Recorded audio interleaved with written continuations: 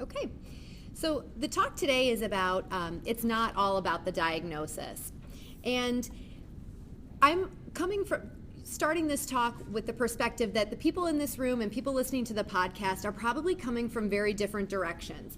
So some of you might be kind of privately, quietly wondering or talking with partners about, does our kid meet criteria for some diagnosis? Should we be making an appointment? Should we be talking to someone? Is my child what I call diagnosis-ish?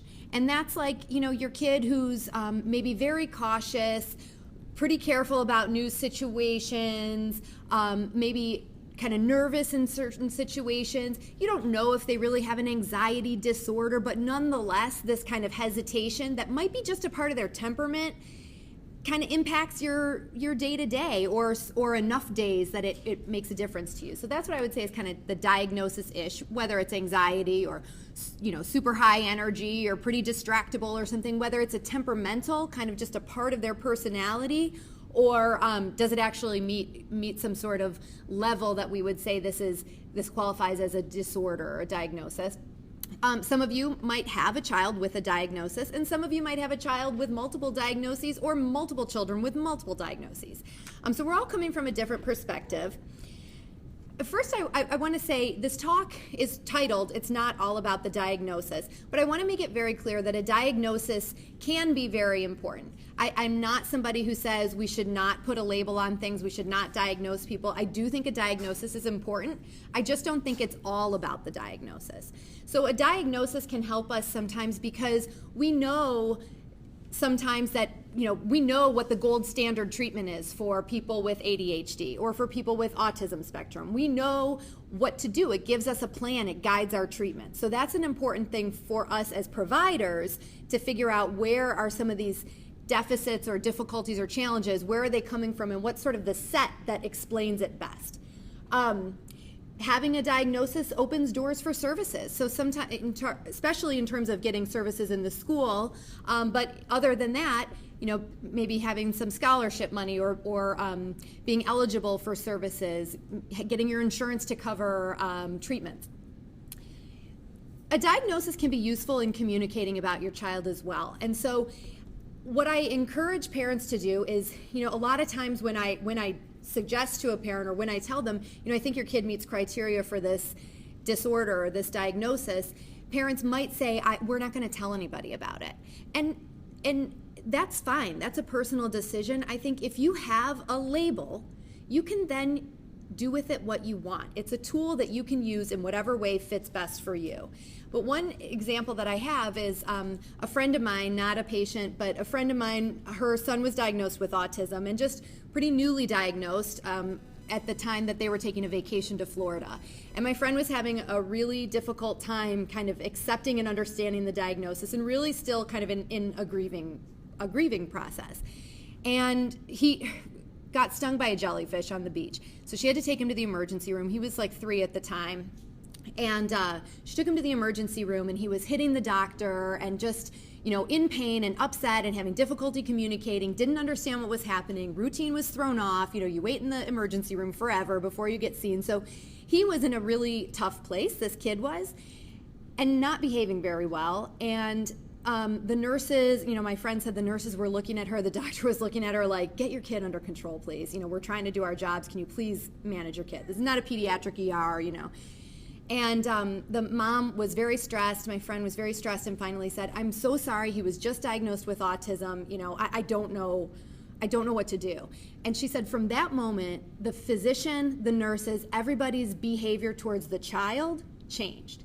And then the child, of course, changed and was better. So sometimes a diagnosis, take it out of the schools, take it out of insurance or whatever, but sometimes explaining to other people what's going on with your child can change the way they behave in a positive way that you might want to use.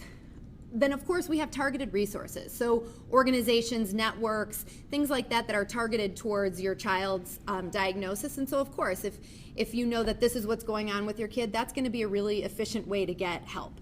And then obviously we have research behind treatments.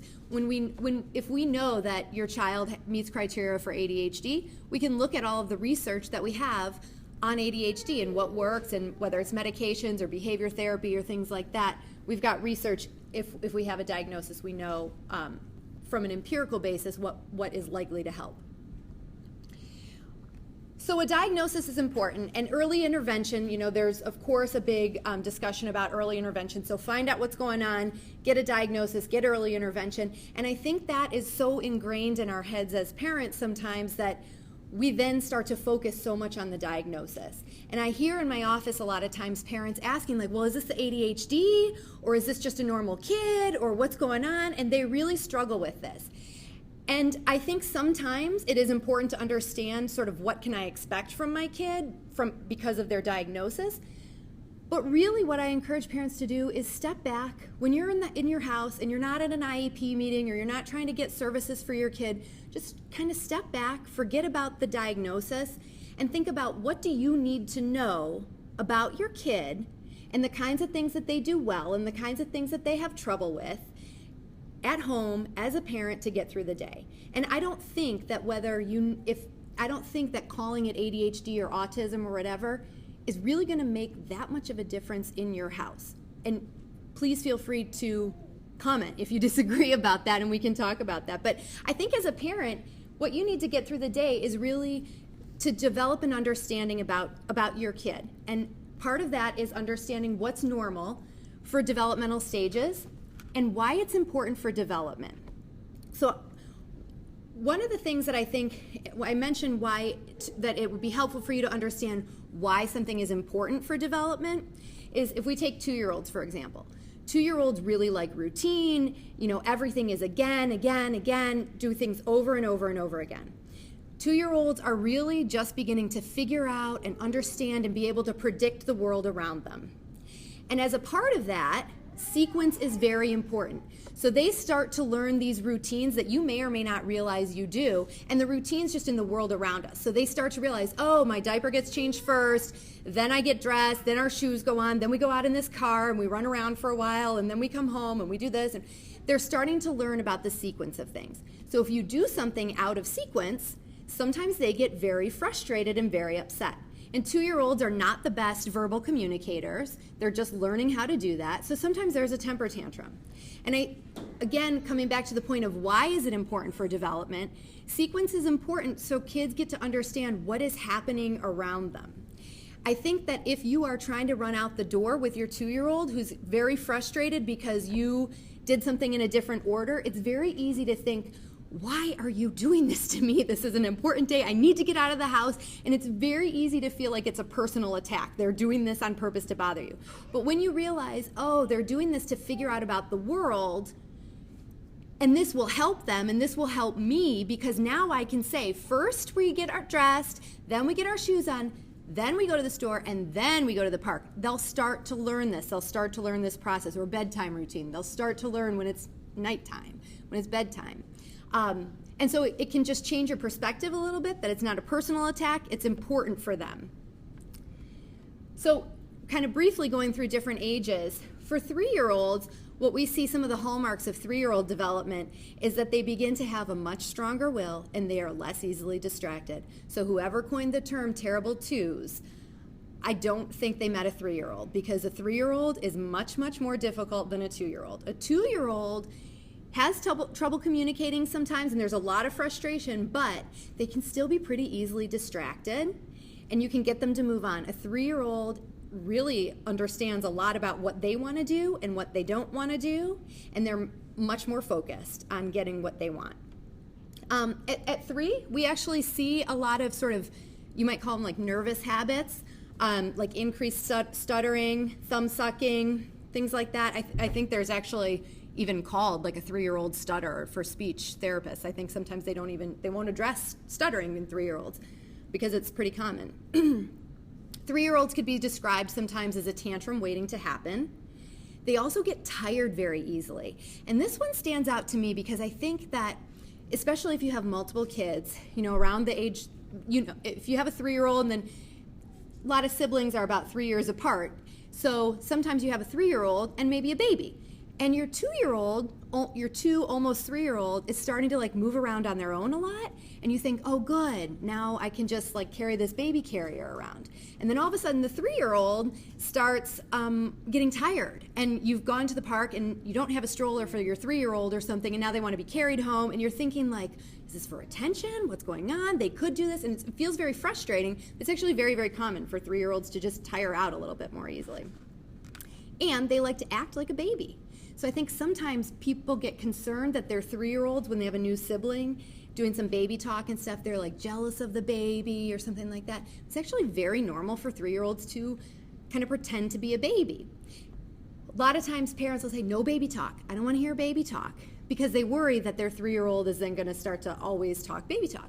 But if you understand that's just sort of a part of how 3-year-olds play, you can kind of answer back with a little bit of, oh, my little baby, would you like a bottle? And just kind of play with them a little bit and move on to something else. It's okay if they pretend to be like a baby. Or you can say, oh, when you were a baby, I used to tickle your feet and I used to pretend to eat them and we used to snuggle, and then you kind of move on with the rest of your day. So you give it a little bit of attention and move on.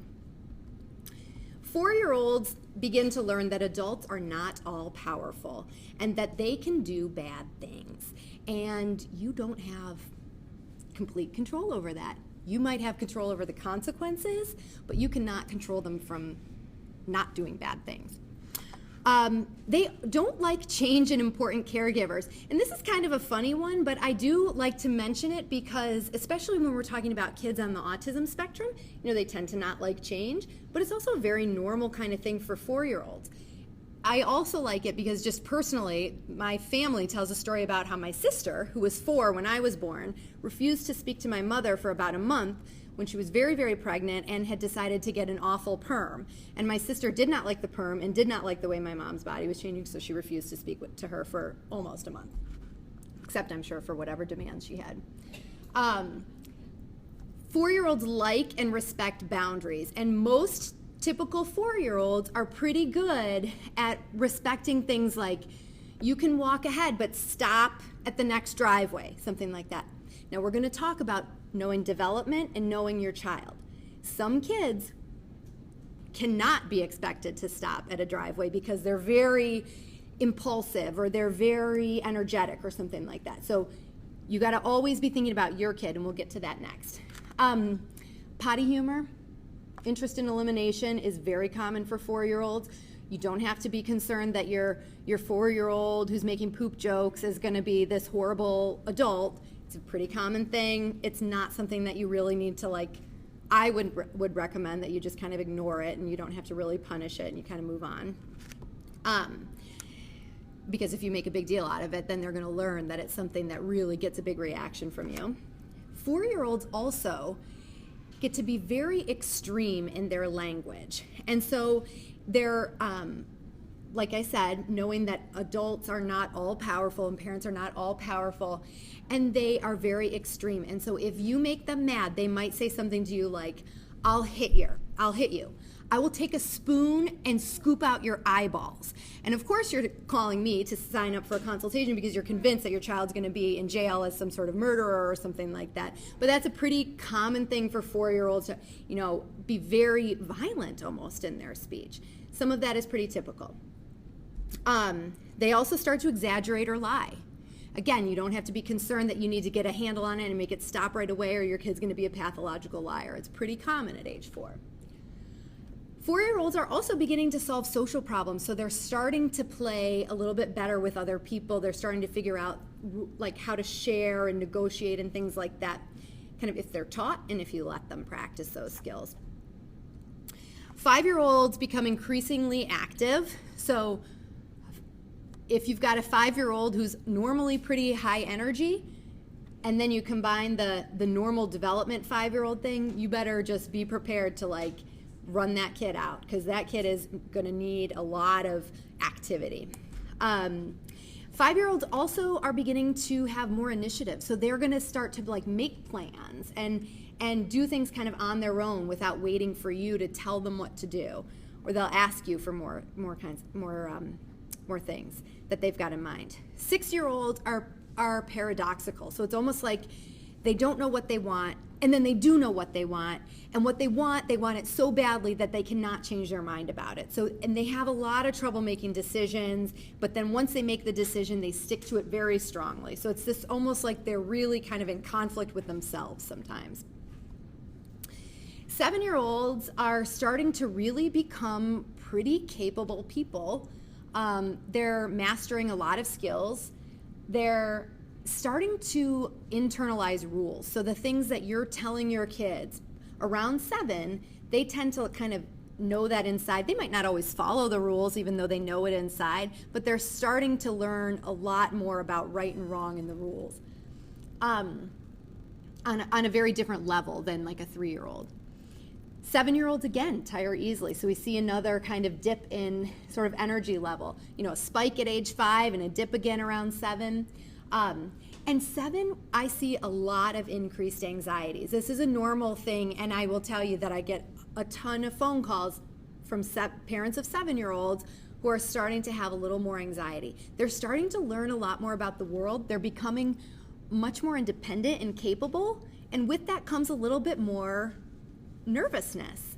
You know, you're kind of aware of where things can go wrong, and also people are letting you do more stuff. So it's a little bit of kind of a flip side of the coin. 8-year-olds, there we go again with the energy. They're kind of picking up their energy again. They're starting to be more aware of successes and failures within themselves and people around them, and they can tend to be pretty hard on themselves. So a lot of times parents will say, you know, I think my 8-year-old has horrible self-esteem or something like that. And some of it may be kind of just a typical developmental thing. The 9 to 11-year-olds, you know, we're kind of looking at these, I guess even tween years, you could think about it. 9-year-olds, it's weird to think that they might be kind of moving up there, but they are, and there's a lot of increased emotional intensity and increased focus on rules and justice. So we're talking a little bit about how it's not all about the diagnosis, but again, you're looking at normal development, so this increased focus on rules and justice. And then we're going to be talking about kind of who your kid is on top of just what's normal for everyone, what's normal for your child. And a part of that could be what's normal for a diagnosis. So kids on the autism spectrum tend to be very focused on rules and justice. That can be more of a challenge in those 9 to 11-year-old years for kids on the autism spectrum, because it's just normally harder for any kid at that age. So my second top 10 action for parents is to understand what's normal for your child. Think about and ask yourself, what's my child's temperament like? You know, are they pretty easygoing? Are they pretty inflexible? Do they like routines? Are they cautious about things? Do they startle easily? What's my kid's temperament like? Think back to when your child was a baby, you know. Were they pretty easily soothed, or did it take them a long time to calm down? Those kinds of things. How does your child like to experience the world? So is your kid a jump in and go kind of kid? Is your kid like a hang back and watch and see what's going on? But pay attention to this and think about how your child approaches different situations. How does your child seem to learn best? Do they learn best when you just tell them about something or they hear about it? Do they like to watch other people? Do they like to do things? Do they like to just experience it and do it, and that's how they learn? If you think about, I think this can be very helpful when you're trying to figure out what's normal for your child. Think about your child's perfect day, or the perfect day with your child, where there are very few conflicts and very few problems. Think about what would be going on during that day and what would make it so good. Is it the activities? Is it the fact that we're just at home and we're not doing errands? Is it that no siblings are around? Is it that it's no school day? You know, what is it that would make the perfect day for your kid?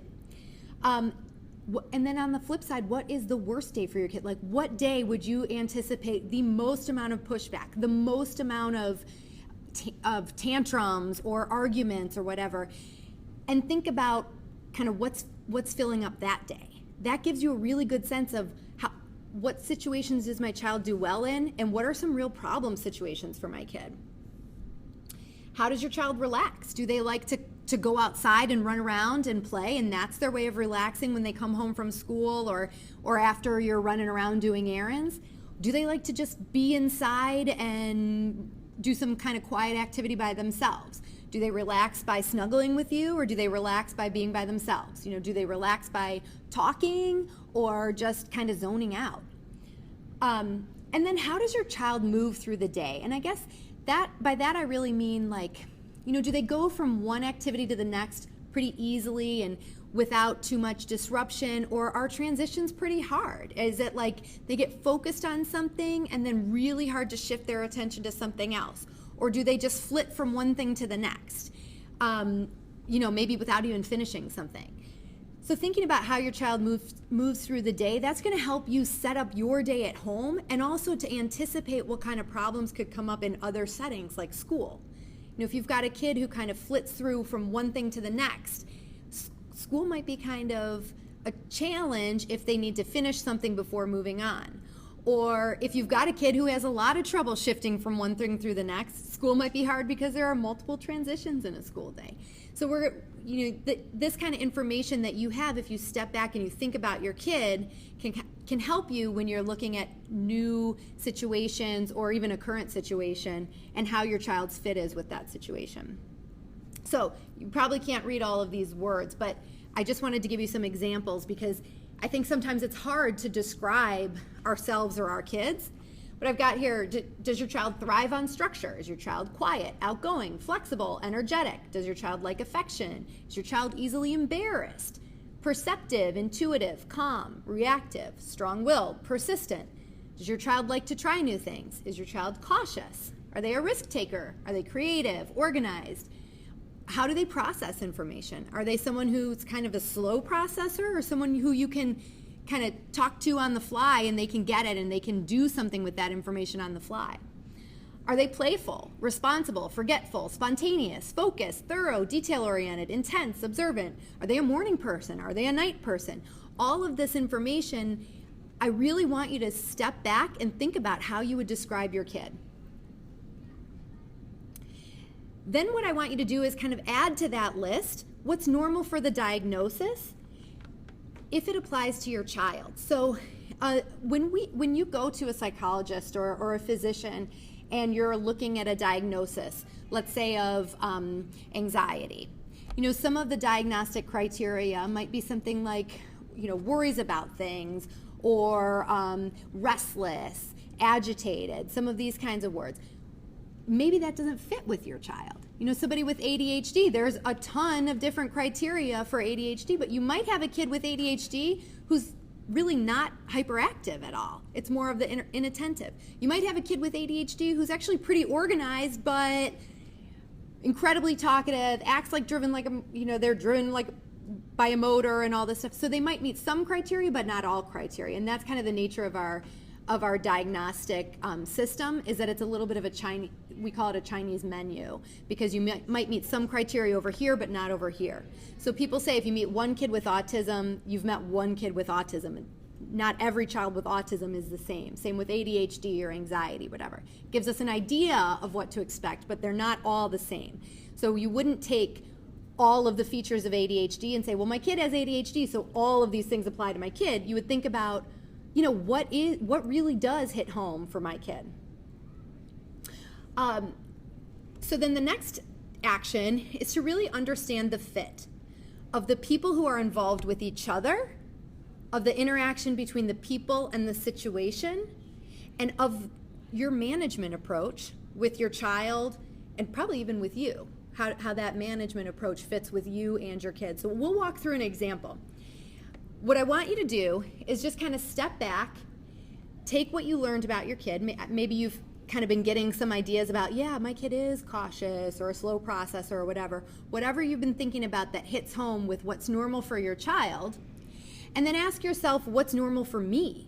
So, maybe my kid really likes routines, and they're very structured, and they're very cautious, and it's hard for them to move from one activity to the next. And maybe I'm very disorganized and spontaneous, and I kind of move from one thing to the next, and I get distracted and off task. What's the fit between me and my kid? Because I'm going to be pulling the rug out from underneath my kid all the time, because I don't really do a great job of making a plan and carrying that through. My kid really likes that kind of thing. So we're going to bump heads a lot. So think about what's normal for your child, what's normal for you. And then I would suggest you think about the other people in your house. You know, if there's a partner, are there other siblings? What's normal for them? How do they move through the day? How do they experience the world? Because if you put it on paper, you start to really see where people can kind of butt heads and where there are going to be problem situations. And then more importantly, I think you can kind of use that information to try to figure out where are there possibilities for making good stuff happen. And we'll talk a lot more about that. But so I really recommend that you sketch out people in your family and write down and have other people in your family. Have your kids, if they're old enough, have your partner add to what they believe everybody in the house is like, kind of the makeup of everybody in the house. So I'm going to give you an example. This is an example of a mom who has 3 children, a 7-year-old, a 5-year-old, and an 11-year-old. Just a little bit about the mom. She is kind of spontaneous. She relies on strategies to stay organized because it doesn't come naturally, but she really values organization. She tries to be patient and she keeps it together for a really long time, but then she just kind of snaps and loses it. She really does like to point out what her kids are doing well, and she has a hard time keeping track of time. Then the 7-year-old child, who's in 1st grade, tends to get kind of fixated on interests, is responsible and perfectionistic, is helpful and likes to please, likes a routine, gets very distracted by screens, often has a firm idea or plan in mind, and has a hard time being flexible or taking other people's approaches. And this kid is also bothered by noises. The second child is 5 years old and in preschool. This kid is silly, cooperative, high energy, loves to be outside, is kind of loud, and is also pretty spontaneous. And then we've got a third child who's, 10, not 11, and in 4th grade. This kid is independent, helpful, kind of irritable, or easily irritated, is a high achiever, and is also easily stressed. So if you think about this family, you might start to see where there could be some problems. You've got a 5-year-old who's kind of loud and high energy, and you've got a 7-year-old who's bothered by loud noises and likes things to be pretty routine and the same. And so we can see where some problems might start to emerge. And then what I would encourage you to do is pick a situation, like set the stage for wherever you're finding a problem. Describe it. What time of day does it occur? Is it bedtime? Is it the dinner homework rush? Is it getting out the door in the morning? Is it when we've got to do errands? Is it when we've got a lot of activities going on? Whatever it is. But pick what time of day it is. If it's Mondays are always really hard getting off to school, but by Fridays we're doing okay. Think about, does the day of the week matter? Weekends versus weekdays.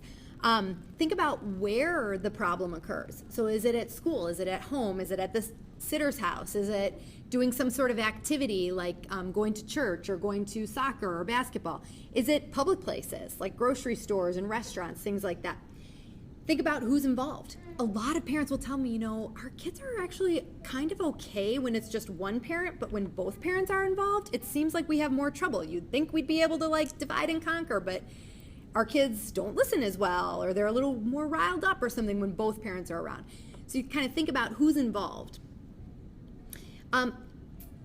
This is a hard one to describe, but it's sort of like, think about kind of the general atmosphere or feeling of everyone around. So if you just kind of think about in your head the most stressful time of your day, whether that's the morning and getting everybody ready and out of the house in the morning, or getting dinner together at night, think about what is the atmosphere like? How is everyone feeling? Are the kids wanting your attention? Are they wanting to play with you?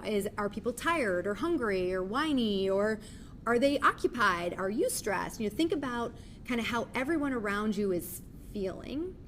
Think about any kind of logistical aspect. So I've got to make dinner. I can't help someone with homework because I'm trying to make dinner, or we've got to pick someone else up, or we've got to drive somebody to dance and somebody to soccer, and whatever kind of the logistics involved are. Thinking about the demands of the situation. So we're in church and we need to be quiet. Are there some things that you really aren't in charge of? You're traveling and there's a delay with the airplane or something like that you're not very much in control of. Is there anything else in the situation that seems to be impacting things? So I would encourage you to write some of those things down. Pick a time, like the homework and dinner prep time, which can be a difficult time at a lot of people's house, and write down kind of what features stand out to you that makes that time of day difficult, or what's going on. Maybe not difficult, but just what's going on in that time of day. So people are hungry. Somebody's got a stressful project due. You've got a kid antagonizing another kid. There's a short period of time to get dinner on the table. You pick people up from aftercare. You're home at 6. You got bedtime at 8. You got a short time to get homework done for 3 kids before using the other family, or 2 kids if we're using the other family, and get dinner on the table and get everybody in bed. So then what I would suggest is that you modify the situation however you can and put strategies in place according to the fit. So is there anything that anyone here could think of that might help that dinner homework prep time, using those 3 kids, using a kid who's 7, another one who's 5, another one who's 10, anything that anybody can think of that would help that situation go a little bit more smoothly? Or if you could think of where the problems would be even. Home is very minimal prep work, and I'm more available for homework. The homework needs and things. Great, so doing some dinner prep earlier in the day, whether it's crock pot or just chopping stuff up, getting it ready so that all you have to do is kind of heat it up or something at that rush time, that homework rush time. That's a great suggestion. Anything else? Anything else anybody can think of? Sometimes just giving them a snack to get them through to the dinner just takes that edge off, and then you could have the oldest one kind of help the younger one. That's great. So everybody's hungry, so maybe give them a little bit of a healthy snack, not too much that's going to ruin their dinner. Give them a little healthy snack. The oldest one likes to be responsible and independent. See if the oldest one will take a job. Can you go outside and play with your 5-year-old for 15 minutes while I'm doing stuff? That can really take the edge off, like you suggested. So there are possibilities. There are possibilities, and you can modify the situation a little bit to try to prevent problems. Now I want to talk about the fit of the management style. So just as an example, there's, let's say, a 4-year-old telling friends stories about places they've been, things they've done, things they have that are not true. This kid is generally a high-energy kid, emotionally intense and reactive. This kid likes to be silly, making potty jokes, and generally has fun goofing around and being the center of attention.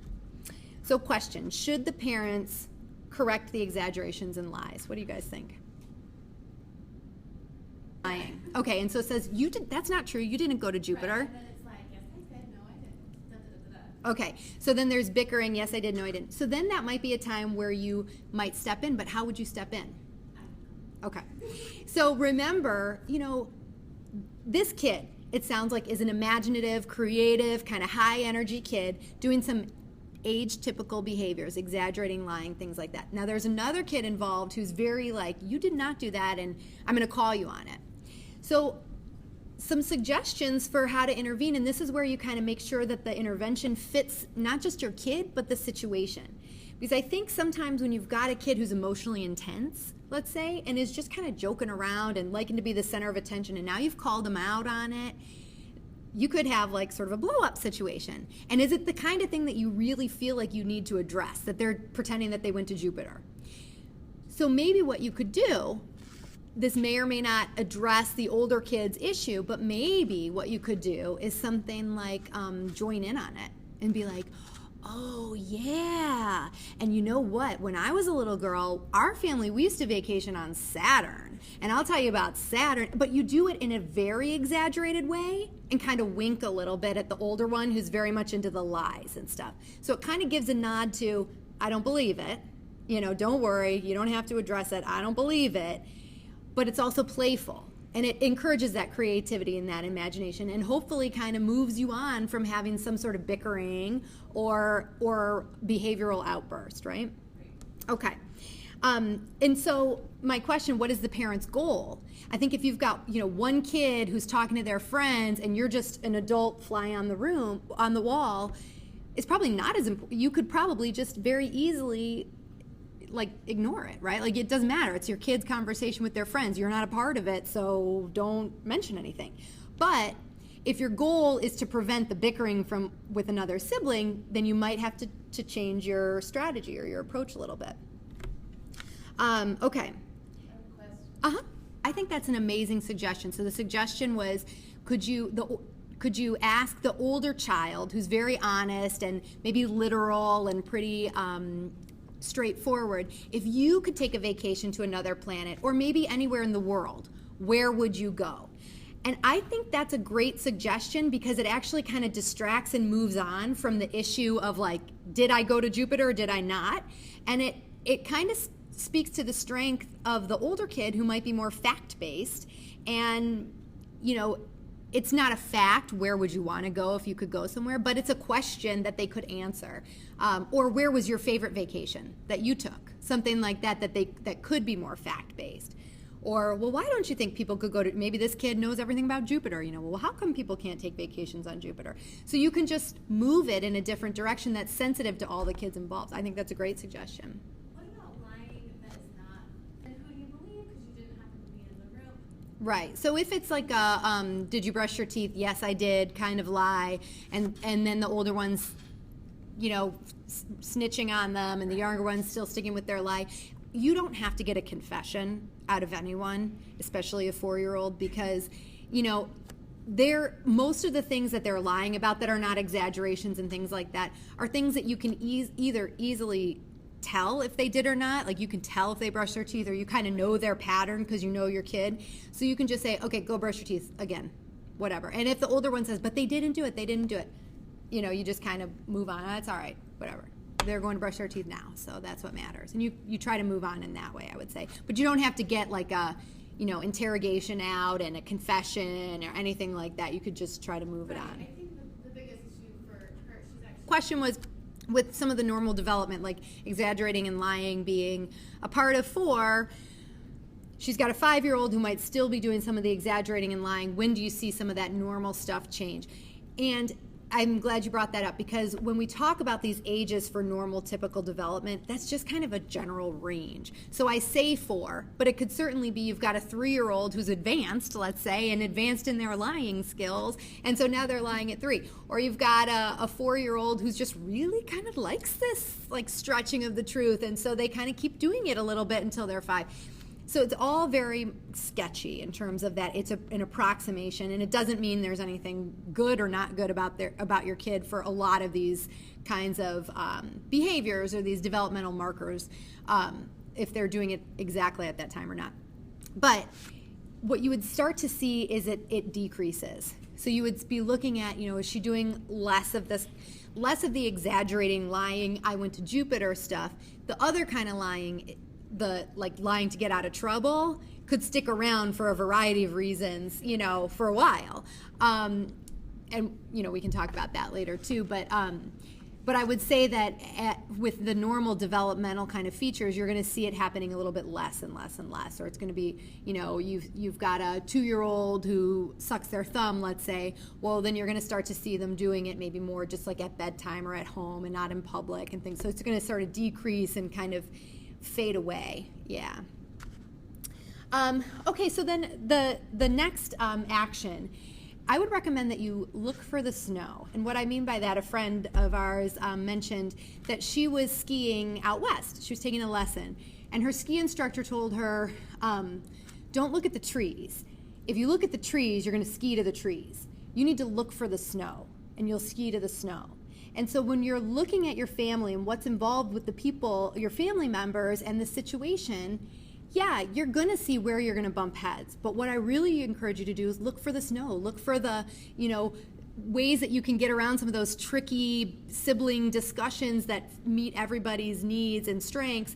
Look for how can you use an older sibling to help out with a younger sibling so that everybody's happy. How can you build on people's strengths? Because you can have a lot better of an experience in those situations if you're looking for the snow and trying to put those things in place.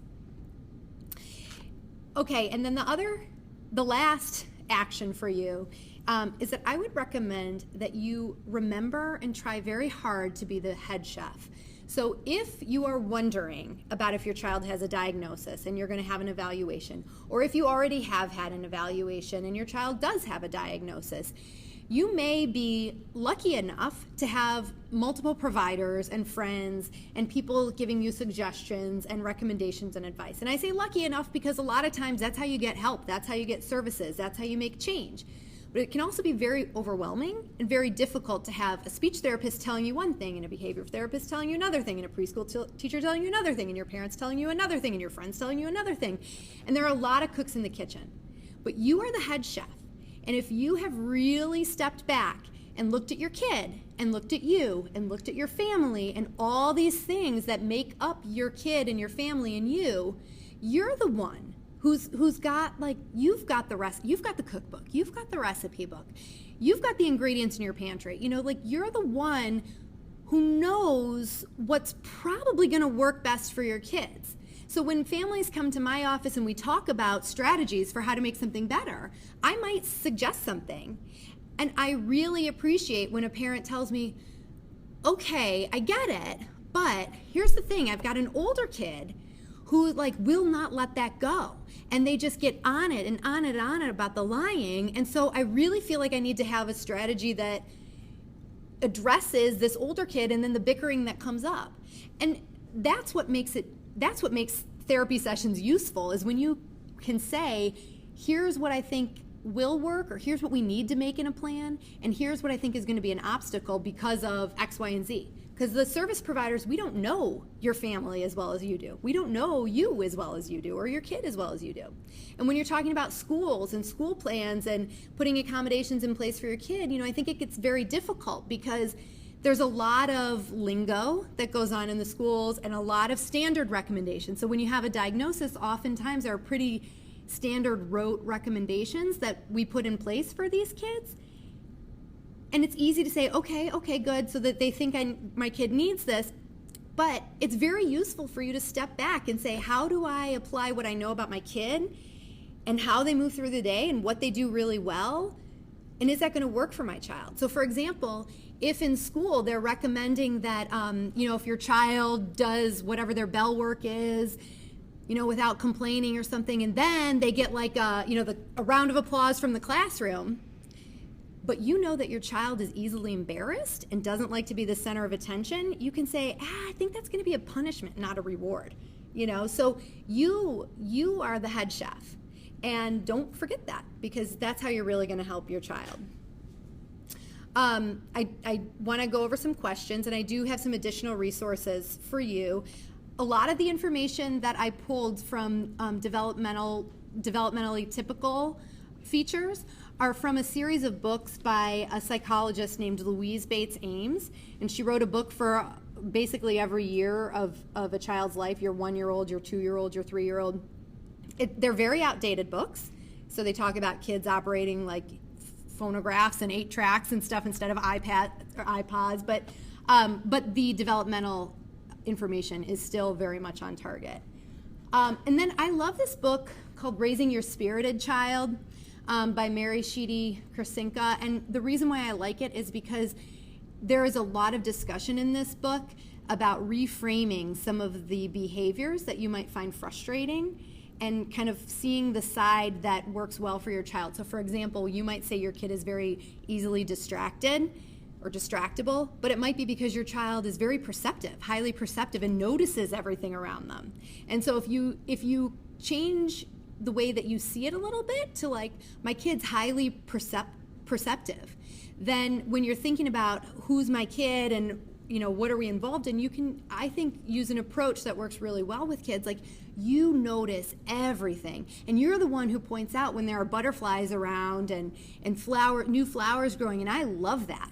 And sometimes I really want those eyes and ears to show me stuff that I would miss. But sometimes we really need to focus on getting in the car. So I'm going to tell you when it's time to, like, just focus on that car and zoom into the car. And once we're in the car, you look out the windows and you point things out to me because I want to see those things. But so it instead of being like, come on, and seeing that as a trouble spot for the day, you can kind of see where it's beneficial, and teach your kid to like harness it and kind of use those powers for good instead of evil, if you will. And then, of course, if your child has a specific diagnosis, there are several groups that are diagnostic specific, and I think Connecting for Kids can definitely point you in the right direction. And Connecting for Kids has multiple resources, Concerned About guides and podcasts and things like that that are diagnosis specific. So, any questions from the group before I go on to the questions that have been submitted?